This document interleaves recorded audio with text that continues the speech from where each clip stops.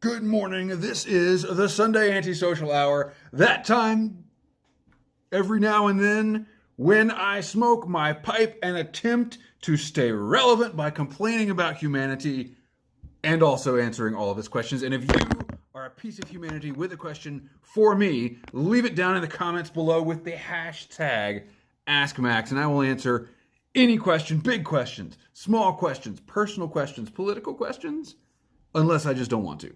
I am smoking some like 3-year-old Captain Black Royal that old Greg gave me. This stuff is still as goopy and moist as it was the day he gave it to me. In my Missouri Meerschaum Country Gentleman, a gift from Fireplug 1701D.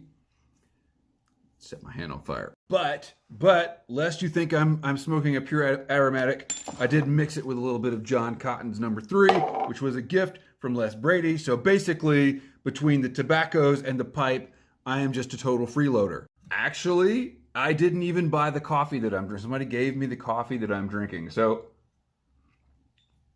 I live on the charity of others. Anyway, I know the first hashtag AskMax question you're going to want to ask is, where the hell you been, Cooper?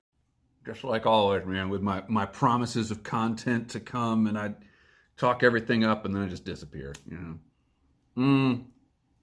I'm sorry. I apologize for the hiatus.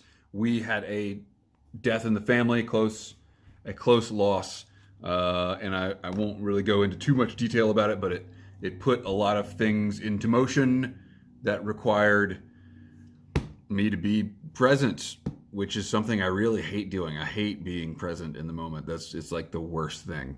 So things are kind of still, I won't say they're in flux. I mean, you know, everything is okay.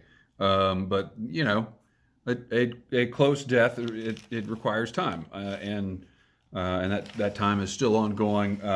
But even that would not have stopped my commitment to answering your antisocial questions every week, except at the same time, I launched my Patreon, as you guys know from the last video where I said, hey, I'm launching a Patreon, and don't worry, it's not going to take anything away from this channel. I might have been a little overambitious there.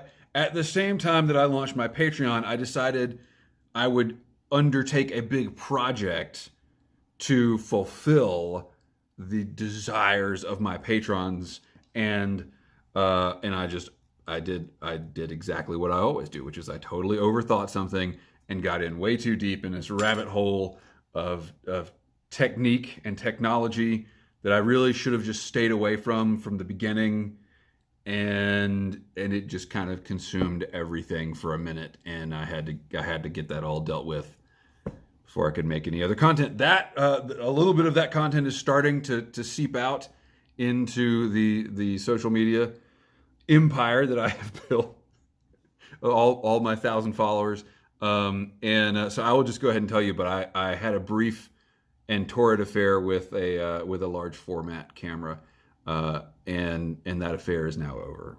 So you can expect to hear more about that. But that is why those reasons coupled are why I haven't been with you for a few weeks now.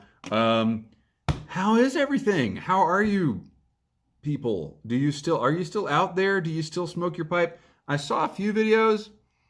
I didn't see a few videos. I saw a few thumbnails scroll past every now and then when I was like, you know, really overwhelmed by all the situations I was dealing with and just had to get to some fail videos. You have like a death in the family. You got this whole professional project you're trying. Sometimes you got to watch like people cutting branches out of trees while they're standing on those branches. You know, that's the only thing that helps. Witness, I want you to see. Held for review. No comments. Nothing there I'm missing. Okay? Just so when your comment was held for review and I don't see it until 4 years from now, I did my best. All right. RC Aviator and Modeler asks on my video about testing a Zeiss Icon Netar, which has become my favorite camera. And I really wish that I had been shooting this camera the past 3 weeks instead of the camera that I was shooting. I don't know about that. It was a good experience. But I'm glad it's over. This is my favorite camera because it's just so simple. It's a 120 film 6x6 frame camera. I did a video about it when I first got it, and it's become basically the right arm of my photography arsenal. It's so simple and it's so compact, and I can just slip it into my backpack. It's a really small package. Not as small as Derek Tant's package, but very compact nonetheless. So RC Aviator and Modeler says, what type of screw is in the Zeiss Icon Netar? I have it and I want to buy a tripod, hence the question. So I could have just responded to your comment, but I wanted to explain the situation here. It is a normal 1/4-inch tripod mount on the bottom of my Netar. Now my Netar, it was a later model. It made post-war, and you can tell, I can't remember how you tell it's post-war, but it has, get this, it even has a coated lens. Can you see the purple fringing there on the reflections in the lens? So anyway, it's a later model. So an earlier model might have the 3/8 tripod. You can get an adapter for that, but here's the issue. Zeiss at the time made a crazy proprietary tripod system, and the tripod plate, it's not even a plate, it's like a nub. The nub has concentric circles in it, and that would interface with concentric circles in the proprietary Zeiss tripod. What that means in practice today is that when you take a standard, I believe this is an Arca Swiss compatible QR plate, just a quick release plate, $10 on Amazon, it doesn't interface. You can screw the screw in, but even when you screw the screw all the way in, the plate doesn't interface with the mount. So you're just like, screw it. The solution to this problem is to have a brother-in-law who is a woodworker, and he will make you these plates made of Bubinga. I asked for Bubinga because I was going to be, I'm shooting in waterfalls and stuff, so I wanted something that could withstand a wet environment. And he made me 5 of them because I'm sure I'll lose the first 4 any minute now. So this spacer plate, you could make them out of aluminum. I got some quotes on from some fabricators, what it would take to make them out of aluminum. Is that fabrication or milling? I don't know, whatever. It was going to be $150 to make one of these. So my brother-in-law hooked me up. And that fits over the nub, and then the screw can screw in there, and it can grip the threads, and the plate will have something to grip against. But it does make it a little bit fiddly to get it on and off the tripod, which is why I bought extra plates. But also, the other downside to this arrangement is because of the way the film door opens, you can't open the film door with the plate on. Ergo, you have to take the whole thing off to change film, which is fine. It's no big deal. And it obviously makes the experience of shooting this camera a lot more enjoyable.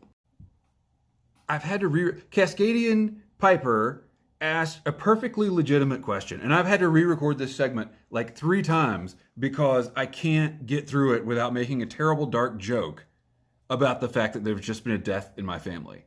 This is who I am. I'm a horrible person. And now I'm expected to like re-enter society after the pandemic?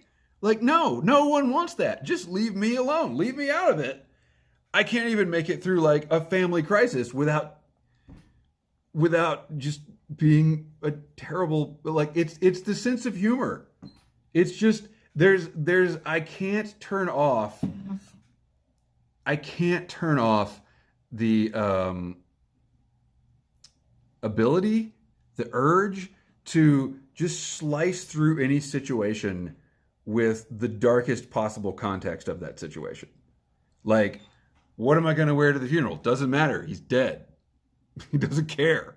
Like, apparently that's not an acceptable joke. Seriously, I've been through this twice now, the dying, being around the dying process. This time, not nearly as close as I was the first time. And the beautiful thing about it is that you learn what actually matters. And you learn the value of a single moment or a series of moments, and clothes don't matter, and money doesn't matter, and all the things that you've done in your life that you may regret don't matter when you're with someone who has hours, days to live. It doesn't matter.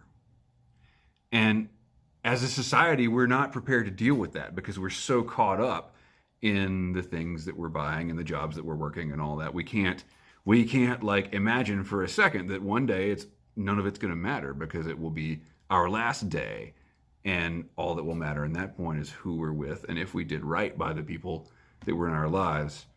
And I feel like the best way to remind everyone is just to be like, yeah, well, the death is everywhere. Hey, I got a new hat. Did you guys see my new hat? My Papa Bear hat was finally just too ragged to wear, so I had to get this one for the funeral. I am not qualified to speak to people. I'm sorry. Okay. Cascadian Piper, I'm so sorry. Okay, I'm going to get to your question.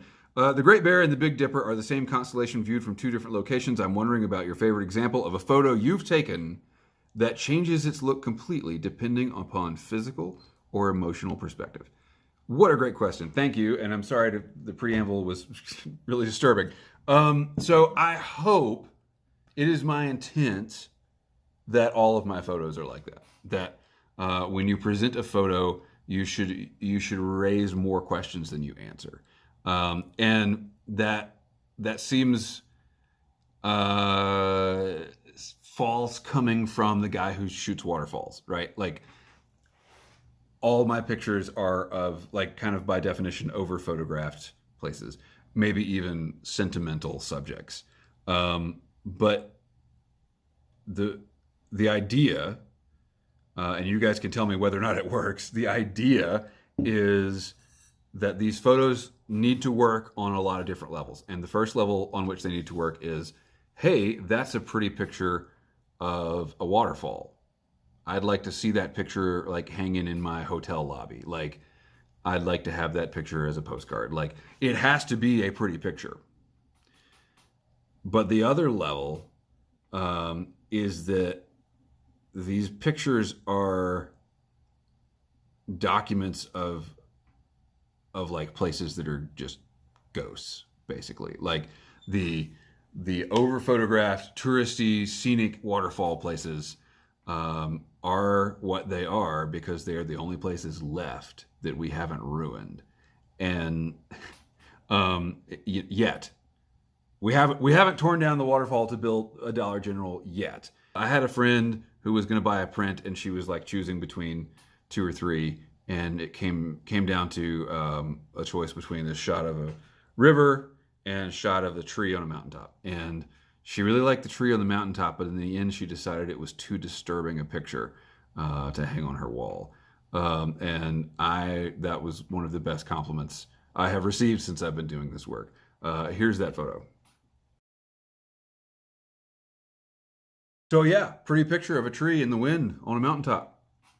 Too disturbing to hang on the living room wall. Les Brady asked Max, I did it. I bought a Missouri Meerschaum Legend. I was skeptical. It is awesome. If I'd have invested in Missouri Meerschaums instead of Breyers, I'd have like 150 cobs. Yeah. Anyway, the question is, anything I should know about maintenance? Well, Les, I think we've spoken since then, since this question. And I don't recall that we talked about it. So yeah, well, glad I can answer it now. The thing you should know about maintenance is that if you spend $6 a month, you can just buy a new pipe every month. I mean, I do not maintain my corncob pipes. I don't, in general, I'm not a heavy enough smoker to build up a lot of cake in pipes, but there was a thread, you should search for it. There was a thread on, what was the forum? It was like Pipe Smokers Forum. It was like predates some of the other forums. And it was called, Can I Be a Cob Killer? And it was this guy that like decided he was going to, I think he was just the base model legend. He was going to smoke it until it couldn't smoke anymore. And he went like years smoking it every day and couldn't, burn through the pipe, couldn't cause it to fail. Now, having said that, I have had a few that have failed. But you just don't get coffee that morning and buy another pipe. Howard asked Max, will Uncle Joe visit China to kiss the General Secretary's ring? I don't think so. I know there's going to be a Geneva summit coming up between Biden and Putin. Then he follows up, got gas, think pipeline hacking. Man, that sucked. That sucked. And now there's been a meat packing hacking. Anyway, sooner or later there's going to be a fracking hacking and a. All right, so you see, then not only are the jokes dark, they're just bad. Oh, Howard, he always knows like just the perfect thing to say to sum up everything you're trying to do with your life in a dismissive way. Break dancing in the woods for coins. Best of luck. This was the on the announcement of my Patreon. Well, about that, things are going really well, and those of you who are already on Patreon have already received my profuse thanks, and I would also like to thank the rest of you for not being. I don't know what I'm thanking you for, except just always being there and being supportive. And if Patreon is not your thing, which I totally understand why it wouldn't be, that's just fine. I can't believe how well things have turned out on that, and that's it. It is. I don't want to say life changing, but it's game changing for me to have that support. So thanks. Al Molitor says, "There goes your Chivas endorsement." I can't remember what I said about Chivas. Collapse experiment. Do Southerners have teeth to kick out? I mean, they're not great. They don't really fit together very well. I grind them, but they're still there. You could kick them out. I'd prefer if you didn't. And then we get into oh man, Lars Bunch commented on my Mamiya C330 video. I like the images you got and enjoyed your commentary. For me, my Mamiya C3III is a lightweight, easily stowed camera that is hard to break. Good for you. Then he goes on to say, I have mostly been shooting with 5x7 and 8x10 view cameras in the past year, so that colors my... Yeah. So I'm going to quit teasing the content. I bought a large format camera, and I've been shooting with it for the past 3 weeks, and it damn near killed me. And that video will be coming out soon. I hope to do mostly what I hope. I'm going to be honest with you. I just hope to keep showing up for the anti-socials next couple of weeks and get a sense of normalcy back to my life. That would be nice. Maybe even a fishing video or two. Although there's another issue that I will not tell you about that may come up there. And I should know more about that coming up soon. I turned 40. And let me tell you, I really regret turning 40. My hands are still doing okay, though. I got my hands fixed, and every now and then my kid will try to break my wrist, and that'll hurt a little bit. But other than that, doing okay. Summer camp starts on Monday. That should give me some video making. Do you guys remember? Do you remember the videos I used to make when my kid would be like at school? Do you remember when my kid went to school and I had time to make videos in the mornings? What a world that was. Like, it's just insane. So kiddo is going to be going to summer camp for like 5 hours a day. What am I going to do? Like, my business might start succeeding again. I am fully expecting him to have a great, like, first and second day, and then the third day be like, wait a minute. Like, it was way better being at home and not having to see all these people. Anyway, maybe I'm just projecting. Whatever happens, we will continue to march. And thank you all for paying attention and staying with the channel through the ups and downs. Keep the ends out for the ties that bind.